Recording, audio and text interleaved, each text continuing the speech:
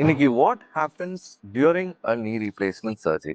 So once நீங்கள் knee replacement decide பண்ணிட்டீங்கன்னா first step உங்கள் டாக்டர்கிட்ட போயிட்டு பூரா ஒரு ஹெல்த் செக்அப் மாதிரி பண்ண வேண்டியிருக்கும். ஹெல்த் செக்அப்ங்கிறது blood test, ECG, echo, chest X ray இதெல்லாம் பண்ணிட்டு அந்த ரிப்போர்ட்ஸோட உங்கள் டாக்டர் பார்த்துட்டு மெயினாக அதுக்கு தகுந்த மெடிசன்ஸ் அனுப்போம்.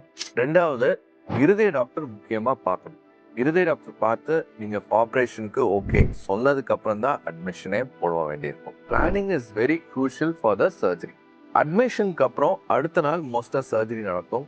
ஒரு நாள் முன்னாடி ப்ரீ சர்ஜரி மெடிகேஷன்ஸ், ஒரு சில மருந்துகள் டியூரிங் சர்ஜரி சில தொந்தரவுகள் வராமல் இருக்கிறதுக்காக அட்மினிஸ்டர் பண்ண வேண்டியிருக்கும். சர்ஜரியில் என்ன பண்ணுவோம்னால் கெட்டு போன குறுக்கெலும்பு மட்டும்தான் எடுக்கப்படும். எல்லாரும் நினைக்கிற மாதிரி ஃபுல் முட்டியை எடுத்துட்டு ஒரு புது உறுப்பு போடுறோன்ட்டு இல்லை. ஸோ மில்லிமீட்டர் கணக்கில் தான் கெட்டு போன எலும்புகள் மட்டும்தான் எடுக்கப்படும். எடுத்துட்டு ஒரு புது உறுப்பு மெட்டல் ப்ராசஸஸ் போட்டு விட வேண்டியிருக்கும்.